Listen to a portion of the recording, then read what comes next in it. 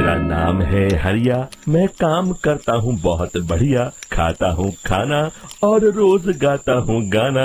अरे यार, आज तो बहुत देर हो गई। इस खतरनाक जंगल को देखकर तो मेरे हाथ पैर ठंडे हो गए हैं।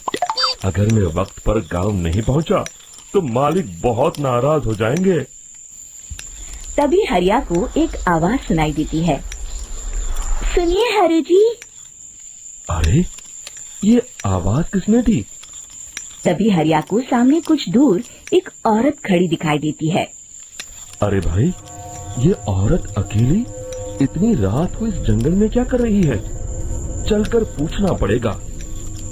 फिर हरिया अपनी बैलगाड़ी उस औरत के सामने लाकर रोक देता है और उससे पूछता है। अरे सुनिए, आप इतनी रात को इस खतरनाक जंगल में अकेली क्या कर रही हैं? तभी वो औरत मीठी आवाज में कहती है। अरे हरु जी, आप आ गए। मैं कब से आपका इंतजार कर रही थी। वैसे तो यहाँ से काफी लोग गुजर चुके हैं, लेकिन मैं खास आपका इंतजार कर रही थी।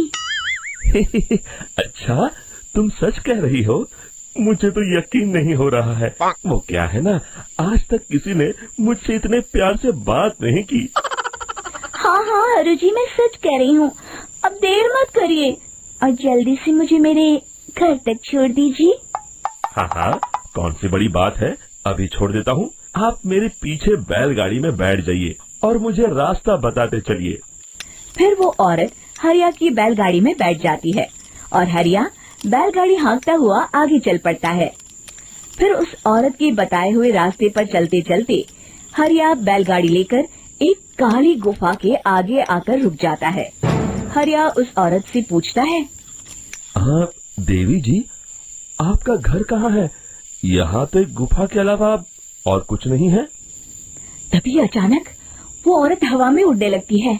देखते ही देखते उसका सुंदर रूप एक डरावनी चुड़ैल में बदल जाता है और वो जोर जोर से हंसती है। अरे तू तो एक नंबर का बेवकूफ निकला। तू तो बड़ी आसानी से मेरी बातों में आ गया।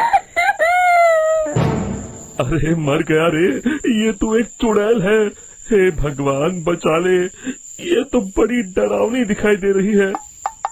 और फिर अगले ही पल हरिया की बैलगाड़ी में रखा सारा सामान हवा में उड़ता हुआ उस काली गुफा के अंदर चला जाता है और वो चुड़ैल भी उस गुफा के अंदर जाकर कहीं गायब हो जाती है। हरिया ये नजारा देख बुरी तरह घबरा और परेशान हो जाता है। अरे, ये चुड़ैल तो मेरा सारा सामान लेकर गुफा में गायब हो गई। अब क्या होगा?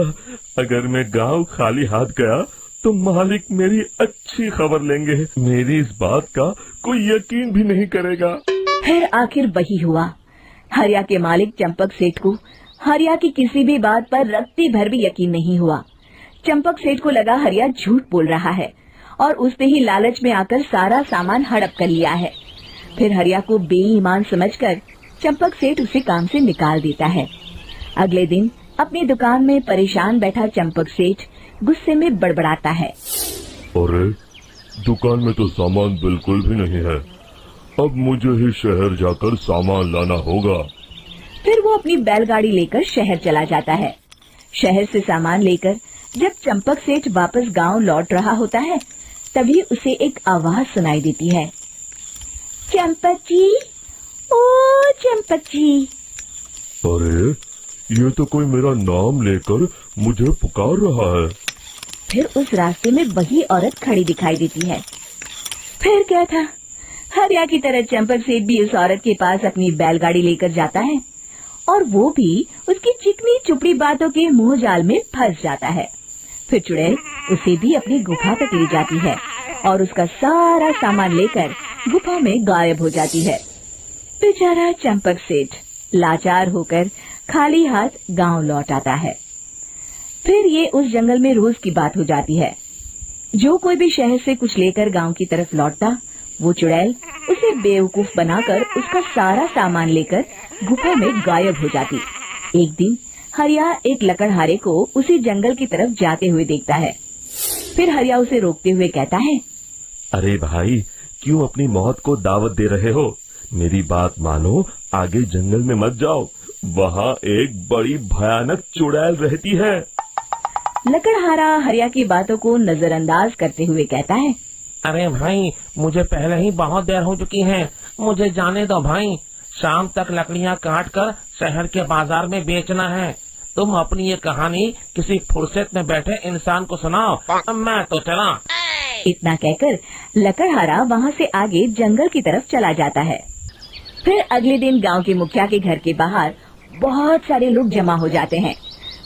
तभी हाथ में कुल्हाड़ी लिए खड़ा लकड़हारा कहता है, अरे मुखिया जी, अब आप ही हमें बचाइए उस जंगल वाली चुड़ैल से।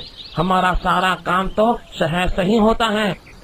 अरे मुखिया जी, उस चुड़ैल की वजह से तो मैं पूरी तरह बर्बाद हो गया हूँ।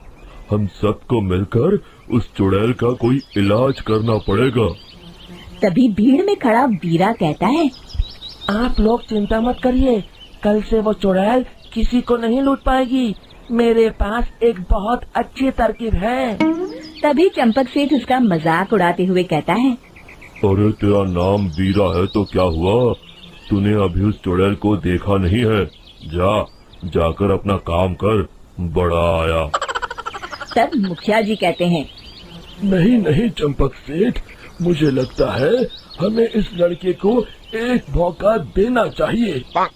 फिर सभी गांव वाले मुखिया जी की बातों से सहमत हो जाते हैं और वीरा शाम को एक बैलगाड़ी में कुछ सामान लादकर उस जंगल की ओर चल देता है। वीरा, ओ वीरा, कहाँ जा रहा है? तभी वीरा मुड़ के देखता है, वही चुड़ैल एक औरत के रूप में खड़ी है। अरे बहन जी, मैं आपको ही ढूंढ रहा था। देखिए, मैं आपके लिए क्या लाया हूँ। अरे वाह, तो खुद मेरे लिए इतना सामान लाया है। तू ही अकेला गांव में समझदार है।